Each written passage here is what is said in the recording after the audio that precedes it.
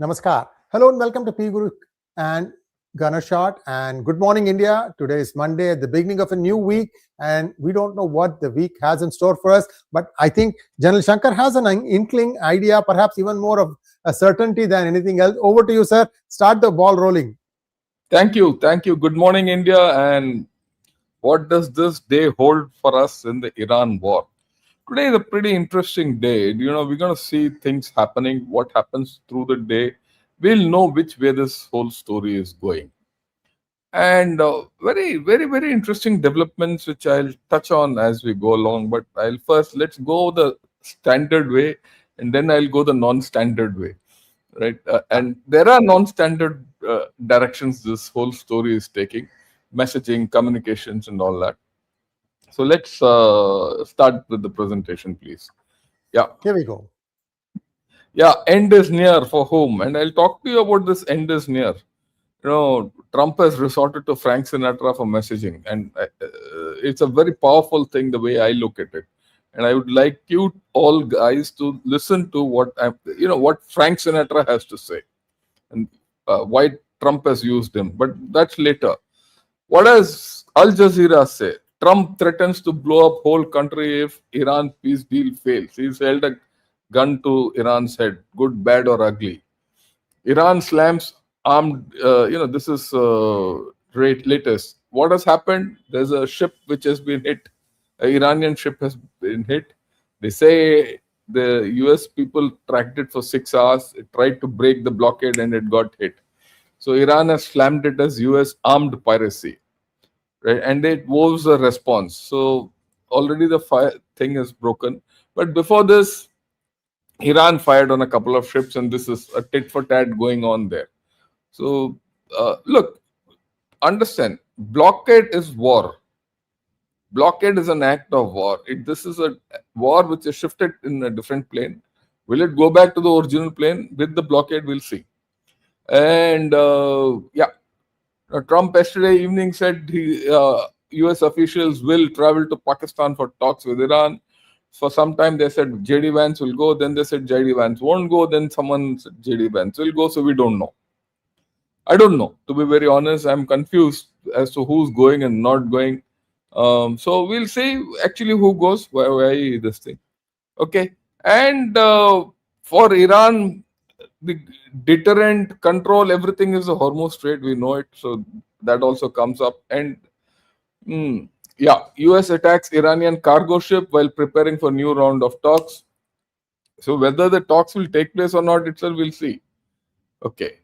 That's the point. So this is it. US forces disable a vessel attempting to enter Iranian port and violate blockade.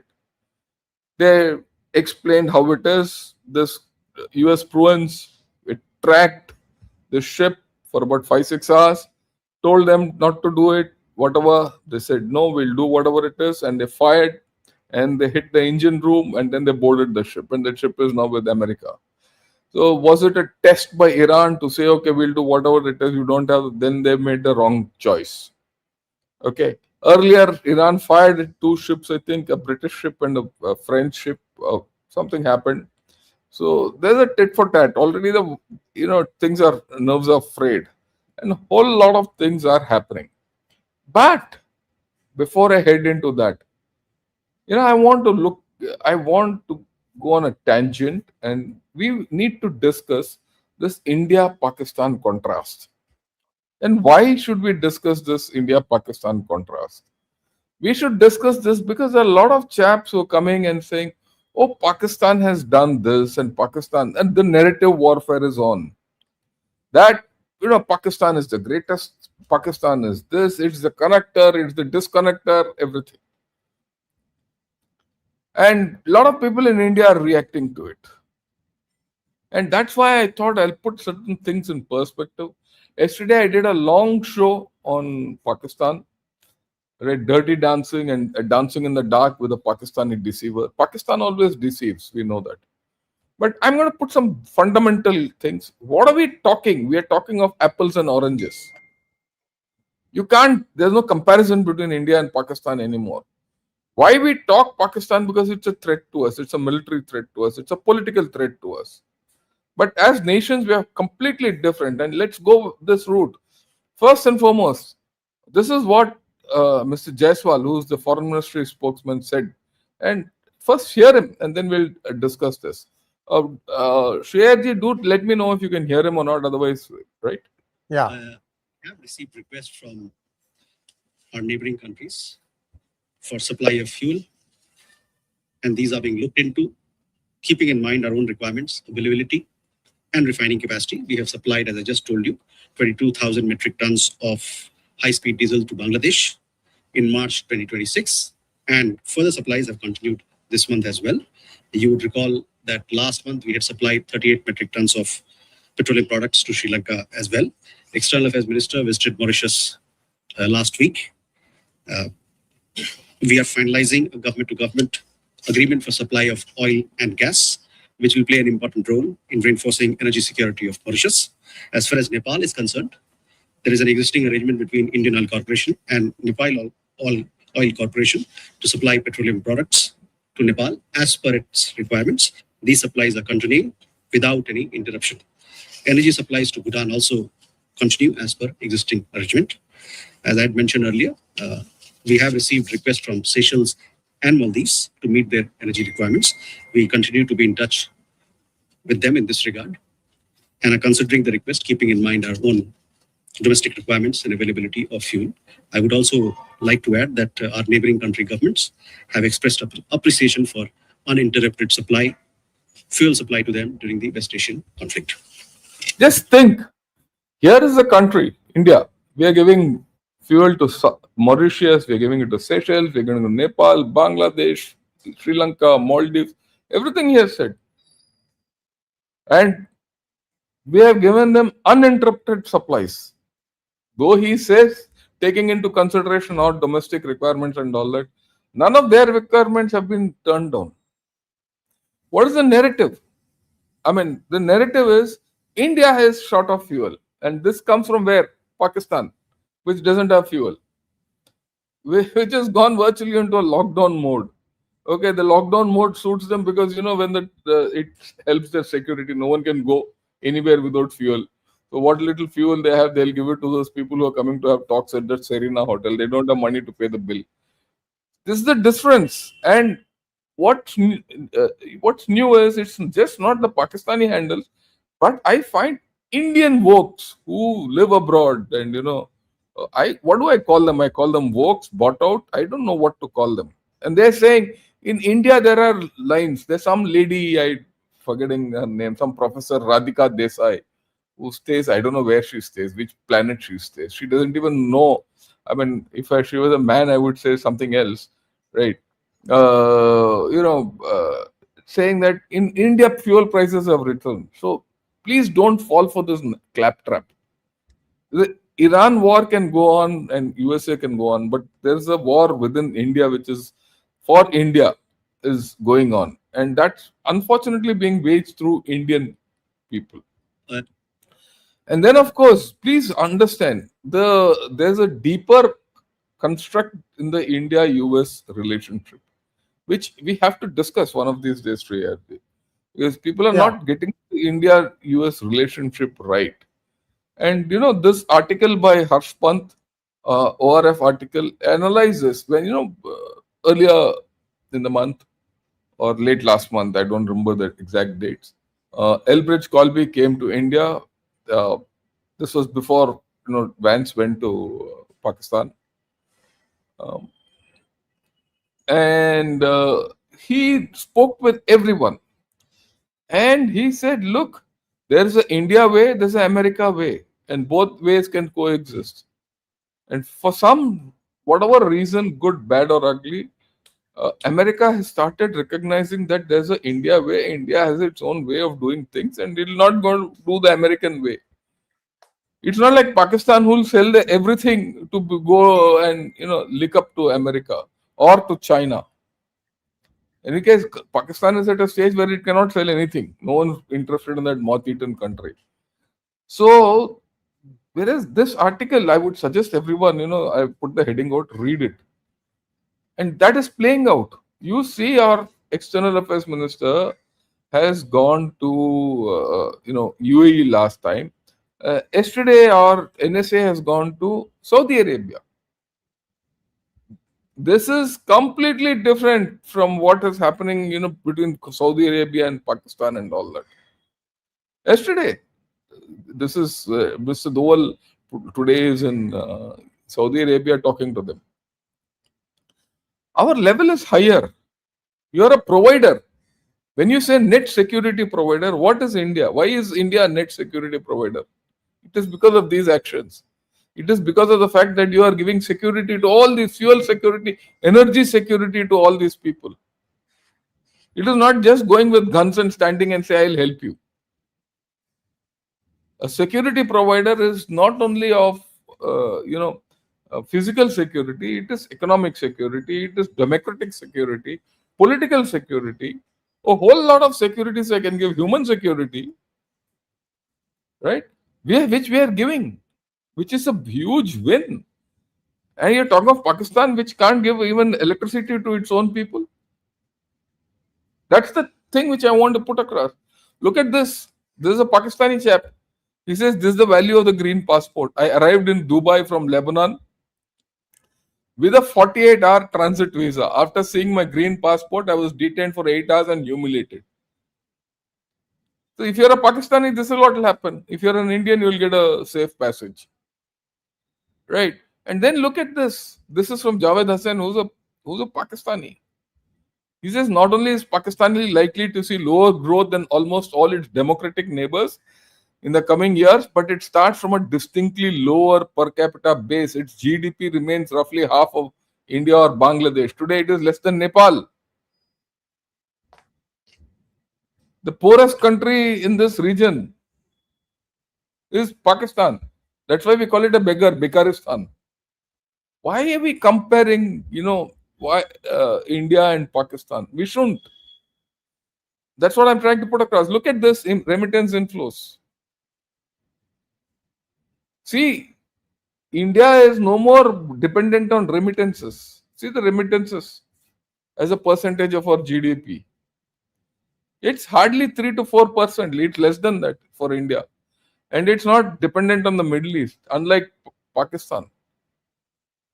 Right? In Pakistan, 10% of your GDP is remittances. In us, it's just think and see but in volume, see the difference. We are talking of high net worth individuals getting back, and that's not to run our economy. It is just that they're sending money back.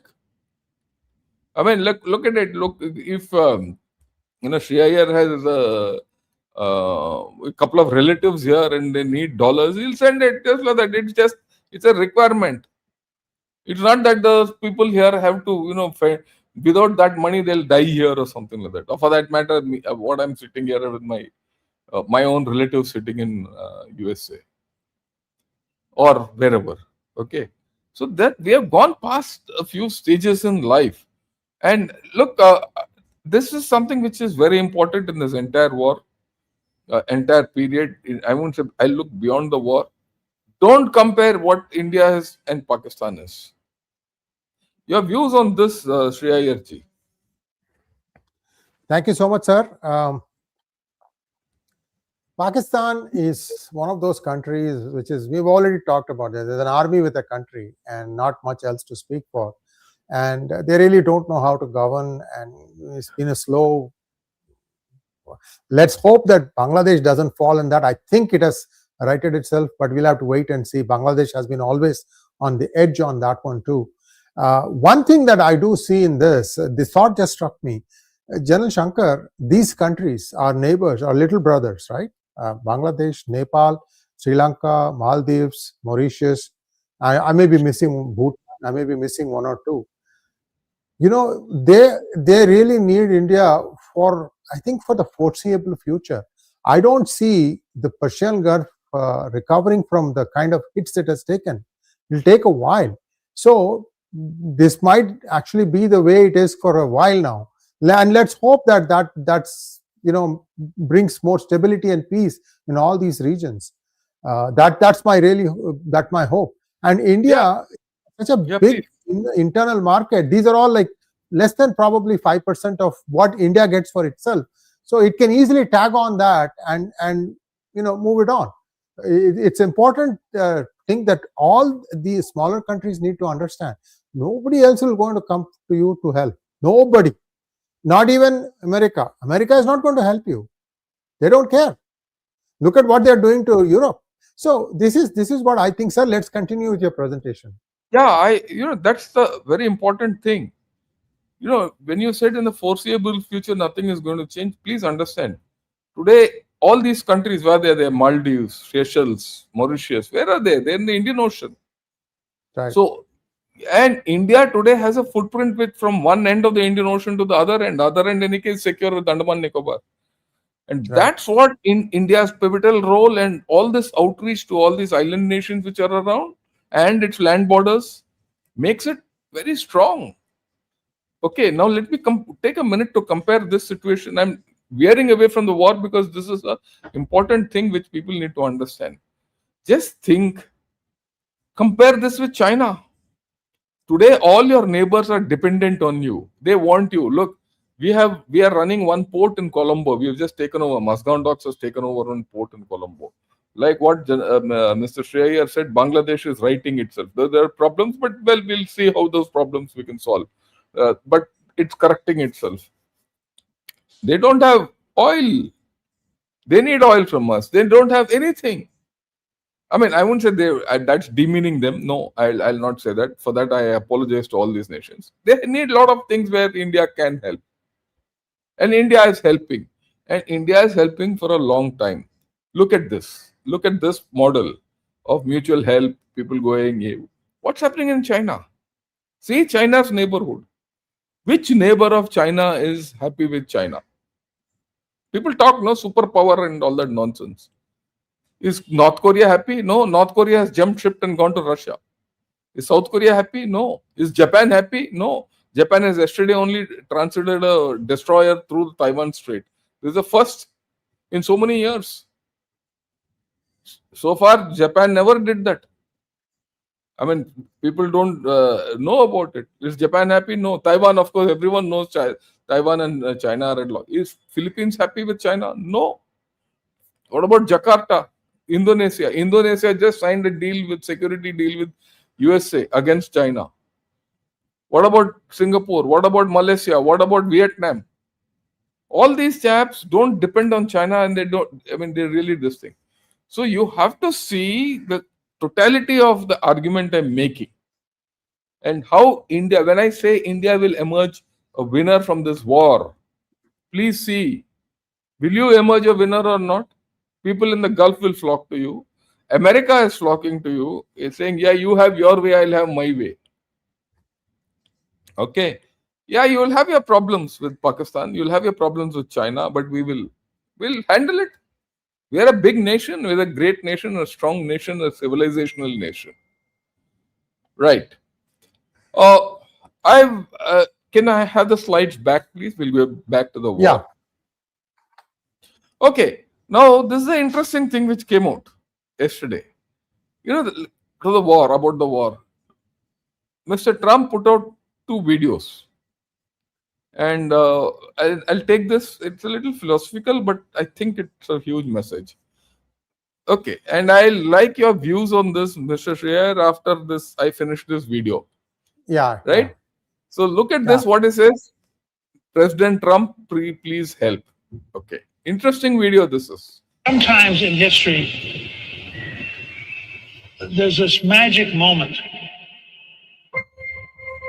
Somebody appears on the scene and everything changes. I am with you. We've never seen anything like this. I will fight for you, This was a man who's met his destiny. and I will win for you. He said he was saved by God in order to make America great again.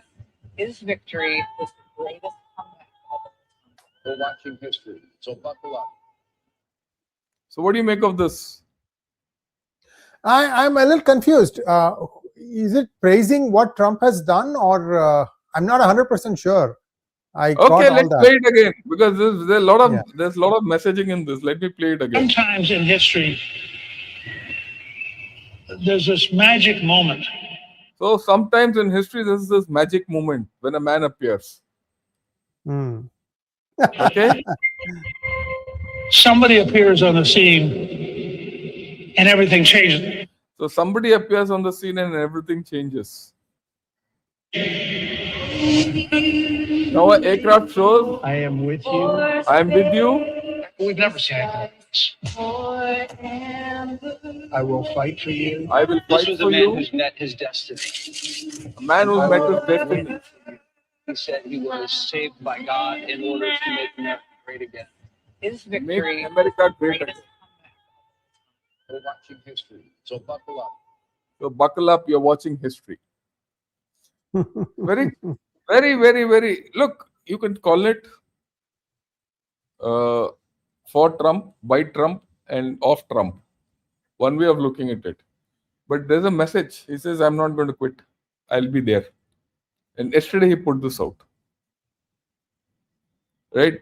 He's just shown some resolve, which I think you call it an old man's folly, whatever it is, but he's sent a message out. How it will play out, we'll see. Okay? How will play out, we'll see. But understand the larger impact. And now, this is the Frank Sinatra song. I'm hearing it after a long time. I heard it, when I was in my 40s, 50s, I used to hear it. And I was quite impressed by the song. By the song then. Because it's tremendously impactful song. Yesterday, Trump released this song. And through Frank Sinatra, he's explaining why he's doing what he's doing. People have to understand this. You relate whatever, hear the song, hear the words, and relate to what Trump has done and how he's explaining. Okay? The end is near and I face the final curtain. Okay. My friend, I'll make it clear. I'll state my case. I'll make it clear, I'll state my case without exemption. He's explaining what he's doing. Please see the psychology. Yeah. I planned each. So I did it my way. I'll not go through the rest of the song. Now you tell me your views on it. Yeah. It's like he's giving a message that this is my way, and I have another fear. Is he not well or something? I hope not, because this is like a farewell song. I've lived a full life. I'm happy with what I did. A few faults here and there, but overall I'm happy. I hope it's not that that Trump is meaning. Look at both. Look at both these things, and he releases it 3 days before the ceasefire. Talks. Talks are supposed to be tomorrow. No, this came out yesterday morning. Okay. What is the message he's giving? Is he putting a gun to Iran's head? He says, I'm going to do what I have to do. Right. Okay, and this is a very powerful song. That's why I said it's a very powerful song. Many people have missed look, those who had to get the message would have got it. Right. So that's how this thing is. But let's get ahead with the whole thing. I'll not go it. Then Fox News comes out and says, spoke with President Trump this morning. This was yesterday evening, actually. If they don't sign this deal, the whole country is going to get blown up. Now you connect all what he said later with what that song and that clip. The action with that. Of course, the president said special envoys Witkoff and Kushner will travel to Islamabad, but we don't know who's going to. Okay.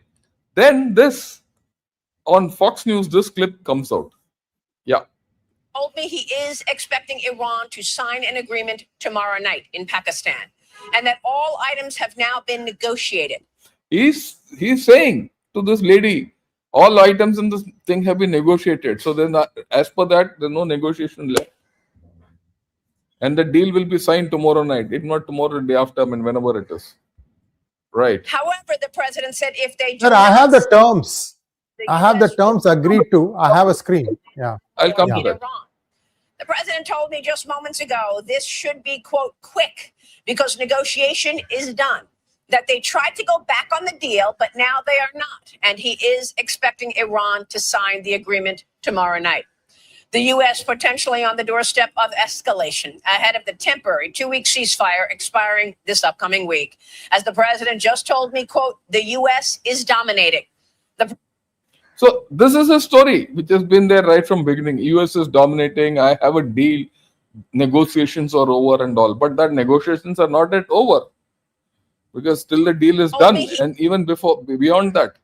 And what this came out yesterday, that a high-level delegation has already a security team has already arrived in Islamabad, and we'll see when the talks will go on and all that. And this is Galibaf. See. We shouldn't see only one side of the story. Let's look at the other side of the story. What does Iran say? He says there is no success for me except martyrdom. I am ready to sacrifice both my life and my reputation so that people can attain their rights. Now he's also put out a statement. Right. And this statement is in Farsi, but there are subtitles, English subtitles. Have a look at this. حتی اگر یادتون میشه گفت 48 سال دیگه زیرساخت‌ها رو میزنیم. گفتیم خب ما که میگیم این کار غلطی انجام میدی، ولی اگه زیرساخت‌ها رو بزنی ما این زیرساخت‌ها رو میزنیم. گفت ما برای شما جهنم درست میکنیم. گفتم یه So he says, you do hit me, I'll make life hell for you. Jahannam is hell. Yeah, we know that. تو درست میکنی این جهنم اول برای خانواده‌های آمریکایی And now for the first time he says hell will reach American families and the rest of the world. The Iranians are upping the ante before the talks. Look, this is quite normal before any talks. Both sides will up the ante. But the tone and tenor of Galibaf for the first time is different. برای بقیه دنیاست. بله ممکنه به ما هم آسیب برسه. ما نمیگیم به ما آسیب نمیرسه. ولی قبل از اینکه ما با آسیب برسه به شما آسیب برسه. ما هم پاسخ میدیم. He's very clear that I will respond in kind. So Iran is not backing down, right? Iran is not backing down at all. And this is what comes out from Sky News. Hear this again. Well, Sean is quite right. President Trump is starting to talk. The East Coast of America is starting to wake up right now. And he's just posted on Truth Social saying Iran decided to fire bullets yesterday in the Strait of Hormuz, a total violation of our ceasefire agreement. Many of them were aimed at a French ship, he says, and a freighter from the United Kingdom. That wasn't nice, was it, says President Trump. My representatives are going to Islamabad, Pakistan. They'll be there tomorrow evening for negotiations. Iran recently announced that they were closing the strait, which is strange because our blockade has already closed it. They're helping us without knowing, and they are the ones that lose with the closed passage $500 million a day. The United States loses nothing. In fact, many ships are headed right now to the US, Texas, Louisiana, and Alaska to load up compliments of the IRGC, always wanting to be the tough guy, he says. We're offering a very fair and reasonable deal, and I hope they take it, because if they don't, the United States is going to knock out every single power plant and every single bridge in Iran. No more Mr. Nice Guy, he says. They'll come down fast, they'll come down easy, and if they don't take the deal, it will be my honor to do what has to be done, which should have been done to Iran by other presidents for the last 47 years. It's time for the Iran killing machine to end. He signs off President Donald J. Trump. So now you link this with that first video which I showed. You see there's a end is near. Okay. Well, Sean is right. But this came out today. I saw in the morning. I don't know whether this peace talks will go on or not, because the the Iranian spokesperson, he says total cancellation of all peace negotiations with the US. Peace deal is over. Iran wants war to resume. Iran is targeting a total dismantling the US hegemony. Market will face severe consequences, all that. But that's why I said we are at an interesting turn. We don't know which way the whole story is going. Let's see how it goes. Right. Now, there are other things which have come into the thing. Bahrain has very clearly said, right, the king of Bahrain is stripping citizenship from every sympathizer of the Islamic Republic of Iran. So Iran has cultivated one kingdom, Bahrain, as its enemy. It might be small, but look at the larger effect. Okay. I think, I don't know whether I missed it or not, but maybe let me see. Okay, no. The one more country which has come out and said, sorry, we don't want this business with Iran. I'm forgetting. Anyway, I'll come back to it later if I can get hold of it. But now let me focus on the deal a bit. It's interesting to understand how this deal will go and what are the nuances in this deal. The first is the deal is about these 4-5 things: Iranian nuclear program, Strait of Hormuz, proxies, and sanctions. Right. And now it is emerging that Iran is being governed by a junta. See, why I'm saying this is Iran has a constitution. As per that constitution, they have to have a president, they have to have the IRGC, they have to have the theologians, the theocratic setup, and the head is to be the Khamenei type, whoever it is, the mullah, grand mullah. The point is, at this point of time, Iran is no more following that convention. There's a military junta which is in place. Mojtaba Khomeini could be only a rubber stamp. The head of this junta is IRGC commander Wahidi. It is backed by Hossein Taeb, who's the intelligence chief. Of course, Ghalibaf, who's their, who does the policy for IRGC and who's the secretary, who's the speaker of the assembly. Speaker of the parliament. Speaker of the parliament. Yeah, Mohammad Bagher Zolgadar, who's the head of this Supreme National Security Council. And he's the one who handles internal security. He's the one who is a killing machine. And then this chap called Ali Akbar Ahmadian, who coordinates war strategy across institutions. These 5 guys control. So who's the head of them? What is the government there? We don't know. Right? It's now, a lot of people are saying Mojtaba is alive and he's meeting Wahidi through secret communication because they don't want him to be knocked out. We don't know. It's all in mystery. Well, some people say he's alive, some people say he's dead, so we don't know. But there's a junta in operation. And Arakchi and Pezeshkian have been largely sidelined. So there are fractures within fractures. So will such a thing produce a deal? There's a question which we have to ask ourselves. Okay. So you're not going to have an easy deal on this whole story. Okay. Let me go away, take it a little further. Look, the idea that one side can completely vanquish the other is a fantasy. We should be very clear after 40 days. Neither can US overpower Iran. Iran can't overpower USA. There's no doubt about it. Right? Both sides are too powerful to be defeated because in the current construct, they must recognize and respect each other's interests. Otherwise, this is going nowhere. Regime change won't happen, especially in Iran. Regime failure might happen. What I'm looking at is till the deal is done, nothing will happen. But the point is, what after the deal? There are different perceptions of power. As far as USA is concerned, might is right. That's what Trump is pushing. Iran is showing resilience. That is still continuing. Nothing has changed in that equation. And both sides have huge military limitations. Any deal can fail after reaching it also. So the deal is not important. Who will monitor? Who will implement the deal? Are you depending on this Asif Munir and Pakistan to implement the deal? What about the other countries in the region? They also have agency in this whole story. So, right. But there are certain things which we need to understand. There is incalculable damage to Iranian civil, military, and security apparatus. It's a weak state today. There's extensive damage to Gulf countries, including their economic sustenance.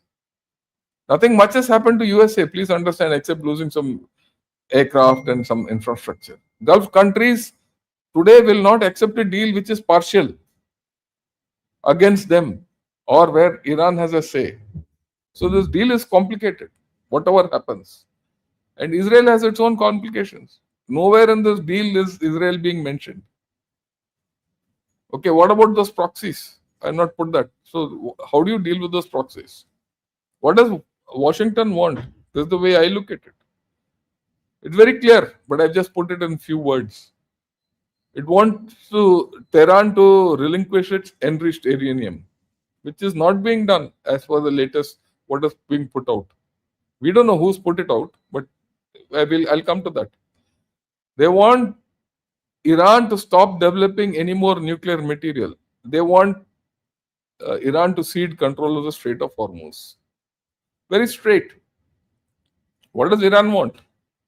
They want the right to enrich because it's tied up to their sovereignty.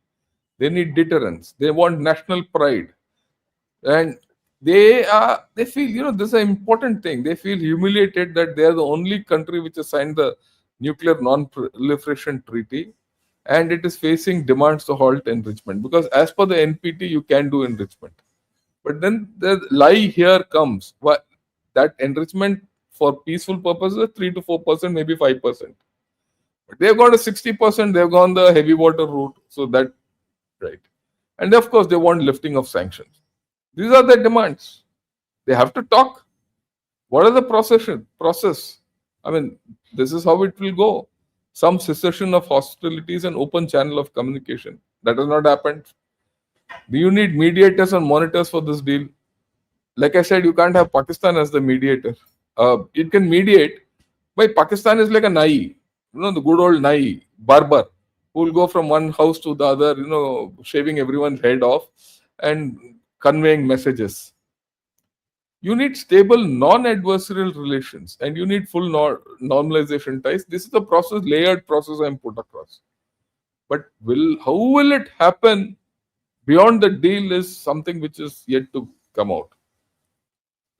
Now, this is the proposal which is floating in social media, that Iran has agreed to a 15-year enrichment suspension with the exception of research reactors for medical isotopes.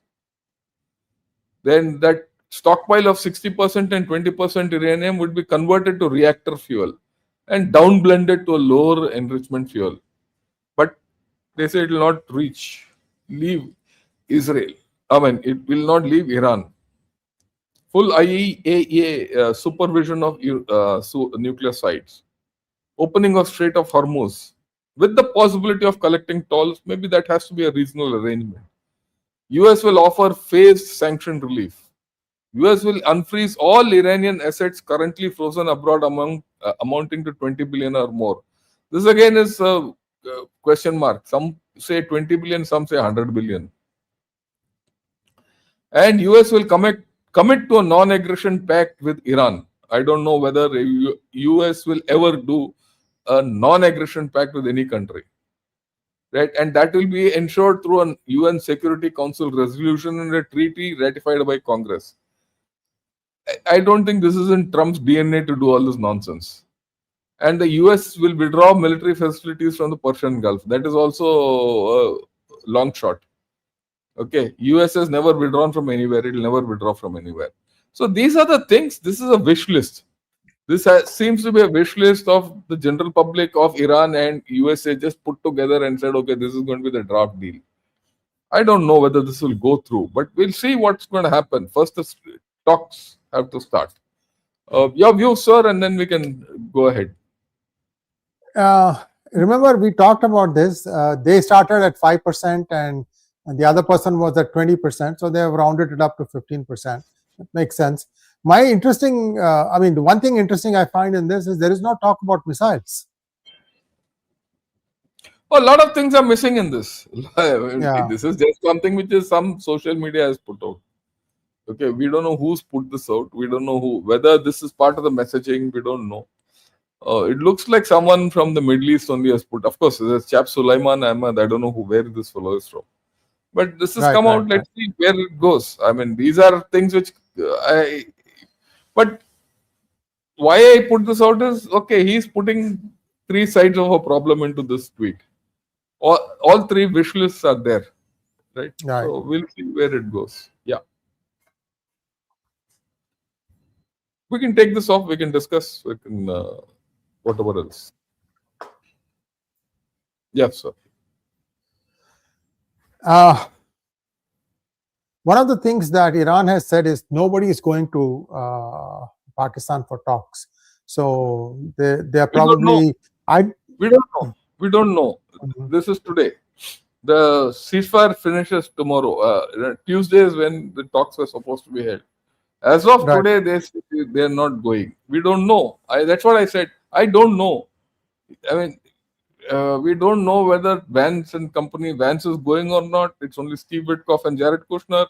We don't know whether the system is going or not. Pakistan is making the preparations. They don't have money. They have to. Who will pay for that Serena hotel? That's a different question. This is the problem when you depend on a beggar. Okay, and then of course we don't know whether Iran will come for the talks or not. If they don't come for the talks, it's back to war. That I'm very sure.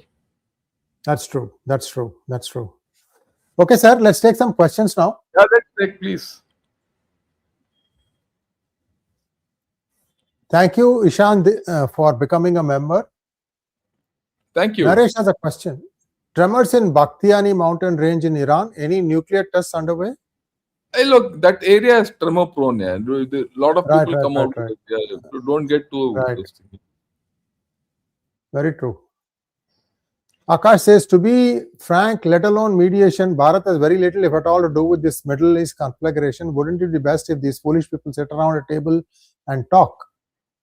Well, those foolish people are not sitting around a table and talking. That's why they're talking through missiles and carriers and all that. So that's what it is. Yeah.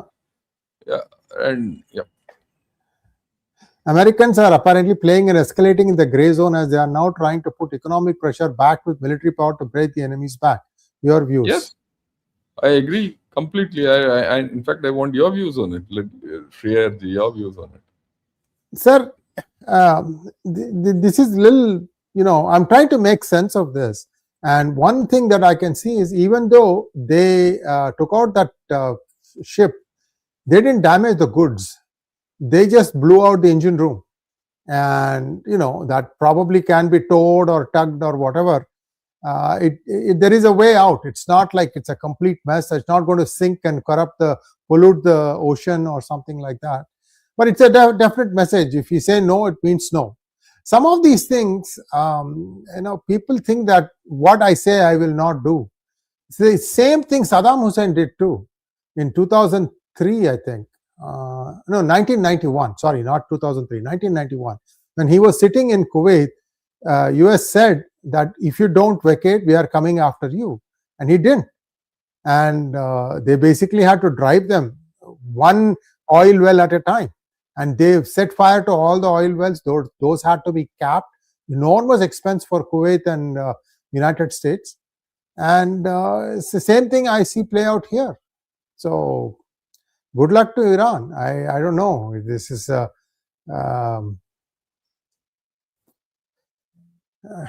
blinded by ideology, I guess.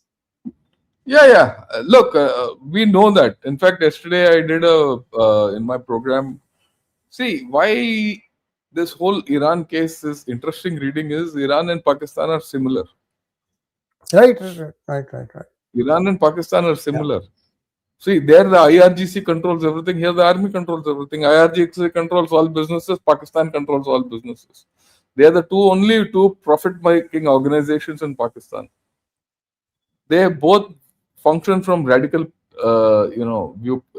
What shall I say? Radical and ideological perspectives. That's it. And both have a constitution. Both have a constitution, mind you. And both the guys, whether it is Asim Munir here or the Khamenei there, the constitutions have been so amended and configured that IRGC and the Pakistan army continue surviving without any problem, right? And both have their fixed set of enemies. For Pakistan, it is India. India is their basic enemy, and Israel. And behind both this, Pakistan always wants to kill USA. This is the thing. Pakistan and USA have this love, Jekyll and Hyde kind of a relation. You look at Iran. Iran also, wants to kill USA and kill Israel. They're strange countries, both of them. They don't want to live in peace. Please understand, they don't want to live in peace. If Iran had a border with us, we would have probably been at loggerheads with Iran also, as we are with Pakistan. Right? The fact that they're away and fact that they have some civilizational sense, right? And they have a little more bit of truth. The people, I'm talking of the people of Iran, are more sane than Pakistanis. The Pakistanis have got only one view, entire lot of Pakistan, anti-India. So it gives a little hope that we can have okay relations with Iran, right? But then that also is doubtful after what that firing they did yesterday, which we spoke of also, on 2 ships. So you can't rely on them. You can never rely on them. Yeah, very true, very true. Sir, I'm going to make a statement, and viewers, feel free to put in your comments here. Both Israel and United States thought that they needed to update the software in Iran. In my opinion, they are looking at the wrong updation. They need to change the operating system. You understand what I'm trying to say? Then you can put in by way of comments what you think. Sir, thank you very much. This brings us to a close of today's program. Hope tomorrow you're available, sir, for Good Morning India. Yeah, we'll do. And tonight we'll be back again. And right? Yeah. Right. Okay, sir. Thanks a lot. It was a terrific talk today. And do join in the evening. I like all of you. Yes. All of you who are from P Gurus also, watch that program which I did on Pakistan yesterday. I linked Pakistan with USA, how that linkage comes with India, and Pakistan's linkages with China, Iran, everything. I analyzed it. It's a different kind of analysis. Have a look at it. Right. With this, thank you. Back to you, sir. Yeah. Thank you so much, sir. We'll see you in the evening. Namaskar.